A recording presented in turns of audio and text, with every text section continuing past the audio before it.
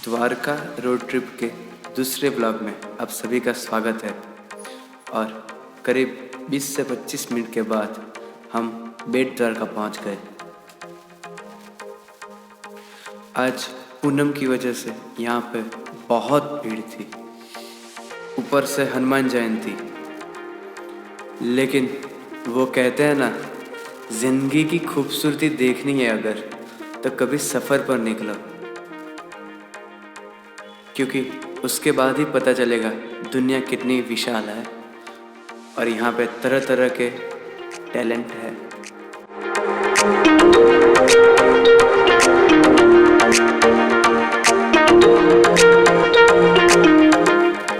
यहाँ पर बहुत ही गर्मी लग रही थी, तो सोचा मन को और पेट को ठंडा किया जाए। सो गन्ने का जूस तो बनता ही था। और वैसे तो पहले नाश्ता करके गन्ने का जूस पिया जाता है, लेकिन यहाँ पे हमने कुछ उल्टा ही कर दिया था। ये भैया इतनी स्पीड में प्याज काट रहे थे जैसे ये अभी वर्ल्ड रिकॉर्ड ही बना देंगे। बातों ही बातों में तो कहना तो भूल ही गया मैं कि हमने यहाँ पे चना जोर गरम ऑर्डर किया है। गुजरात में इसे चना जोर गरम बोलते हैं। आपके स्टेट में क्या बोलते हैं वो आप कमेंट्स में ज़रूर बताइए, तो पब्लिक को भी नया वर्ड सीखने को मिलेगा।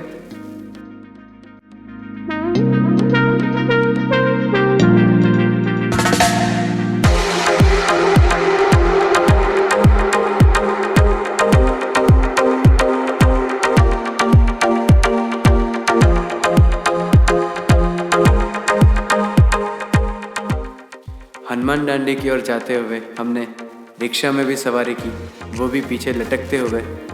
और ये मेरा नया दोस्त जो हर रोज़ 20 किलोमीटर्स रनिंग के लिए जाता है, क्योंकि इसको आर्मी ऑफिसर बनना है।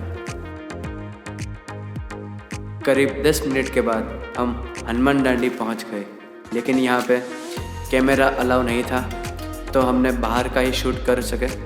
लेकिन यहाँ पे बहुत ही भीड़ थी, आप सोच नहीं सकते इतनी। अभी तो हम दोपहर में गए थे इसलिए कम हो गई थी, लेकिन हमने बात की अंदर बहुत ही भीड़ थी, क्योंकि हनुमान जयंती थी। कुछ लोग सोच रहे होंगे कि हमने प्राइवेट बोट क्यों ली, रेगुलर बोट में क्या होता है। तो रेगुलर बोट आपके सामने है, देख लो।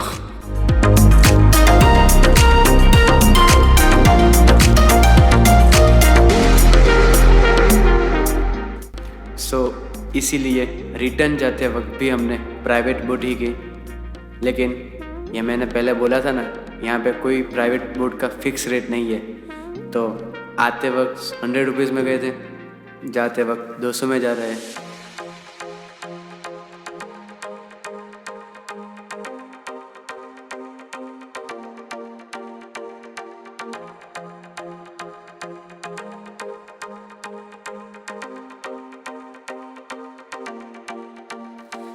Journey is ready for the next chapter.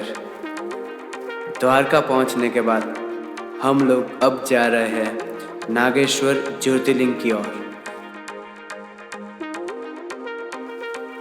Parking से नागेश्वर ज्योतिर्लिंग करीब 20 किलोमीटर पड़ता है और रास्ता ठीक ठाक है। करीब 10 किलोमीटर से पहले से ही ये विशाल शिव जी की प्रतिमा आपको दिखाई देती है। ये गुलशन कुमार जी ने, जो टी सीरीज़ के ओनर थे, उन्होंने बनवाई है। ऐसी उन्होंने वैष्णो देवी में भी बहुत सेवाएं की है।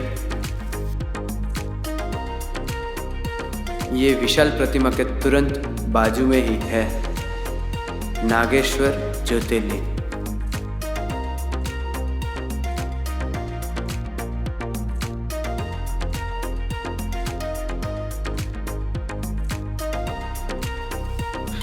XUV 700 में रेंज अभी बहुत कम बची थी, तो हमने डिसाइड किया कि पहले फ्यूल भरवा लेते हैं। लेकिन फ्यूल भरवाने हमने फुल टैंक का तो बोल दिया, लेकिन बाद में मेरे को पता चला 1000 रुपये का पेट्रोल भरवा लिया, फिर पता चला कि यहाँ पे कार्ड स्वाइप का मशीन ही नहीं है। सो हमने 1200 रुपये का ऑनलाइन पेमेंट कर दिया, फिर हमने मना कर दिया फुल टैंक मत करना।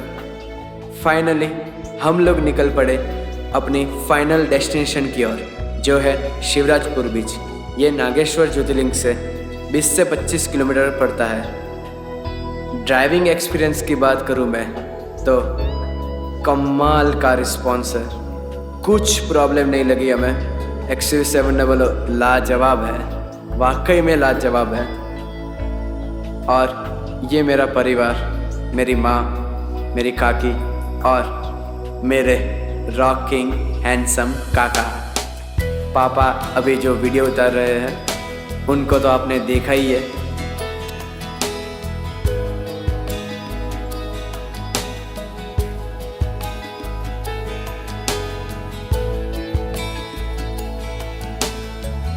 शिवराजपुर बीच तो पहुंच गए, लेकिन शाम बहुत हो गई थी और यहाँ पे टाइम लिमिट भी है। सो हमने एंट्री तो ले ली और एक ख़ास बात आप सभी के साथ शेयर करना चाहता हूँ। शिवराजपुर बीच को ब्लू फ्लैग मिला हुआ है। ब्लू फ्लैग का क्या है वो आप गूगल कर सकते हैं। वो बेसिकली कुछ क्राइटेरिया और एनवायरनमेंट के रिलेटेड उसकी कैटेगरी बनाई हुई है। पूरे इंडिया में सिर्फ 10 बीच ऐसे हैं जिसको ब्लू फ्लैग मिला हुआ है। उसमें से एक है शिवराजपुर बीच, जो गुजरात में है। हमने डिसाइड किया कि एक बार शिवराजपुर बीच शाम को देख लेते हैं और कल सुबह अर्ली मॉर्निंग गांधीनगर नहीं जाएंगे नाश्ता करके, क्योंकि मेरे को पता है पिछले व्लॉग में मैंने आपको दिखाया गुजरात का स्ट्रीट फूड हम दूसरे व्लॉग में दिखाने वाले हैं डे 3 पर। सो हमने डिसाइड किया कि शिवराजपुर बीच आज अभी घूम लेते हैं और कल सुबह नाश्ता करने के बाद फिर से शिवराजपुर बीच आएंगे।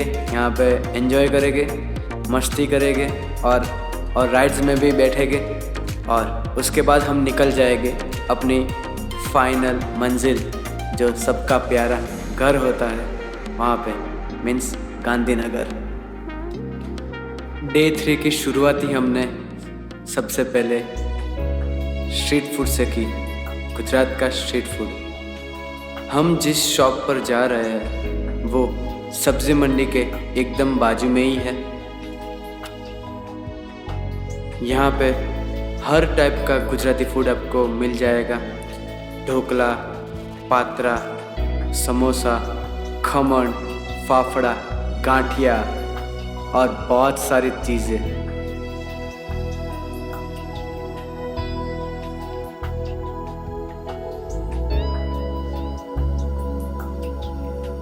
वैसे मैं बताऊं तो मुझे सबसे ज़्यादा कचौरी ही पसंद है। सबसे पहले मैंने कचौरी ही खाई। यहाँ की कचौरी मुझे बहुत ही अच्छी लगी और इसे बोलते हैं गुजरात का मोस्ट फेमस गांठिया। ये आपको गुजरात में कहीं भी मिल जाएगा, किसी भी रोड पे, किसी भी गली में गांठिया तो आपको मिल ही जाएगा।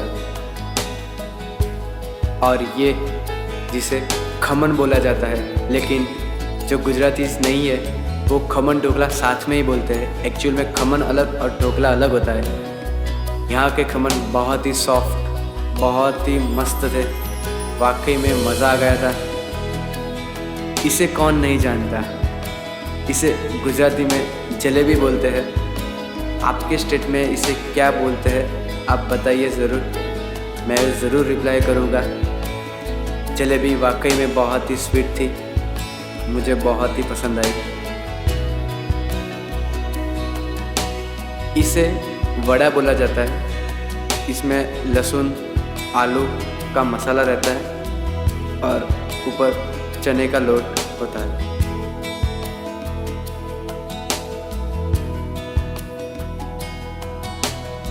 नाश्ता कंप्लीट करने के बाद हम सभी निकल पड़े शिवराजपुर बीच की ओर।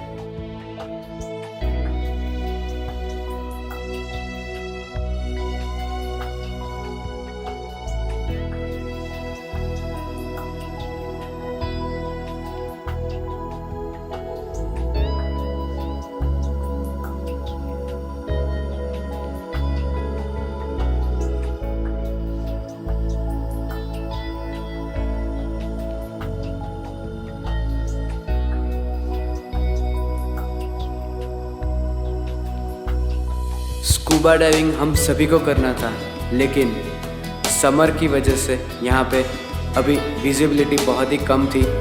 यहाँ पे हमको बोला गया कि अक्टूबर टू दिसंबर में आप अगर आते हो तो स्कूबा डाइविंग बेस्ट होता है, 100% विजिबिलिटी होती है। हम अभी समर में आए थे तो हम यहाँ पे 40% ही विजिबिलिटी थी, सो पूरा नहीं दिख सकता था।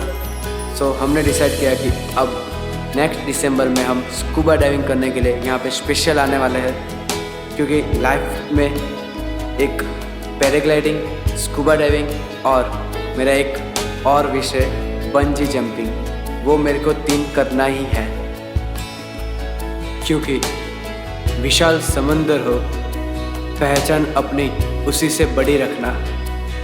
तूफान मंजिल में 1000 हो, पैरों को वृक्ष की जड़ से मजबूत रखना। अगर मेरे साथ आप सभी को इस सफ़र में मज़ा आया है तो एक छोटा सा काम करना, लाइक, शेयर और सब्सक्राइब बटन ज़रूर दबा देना।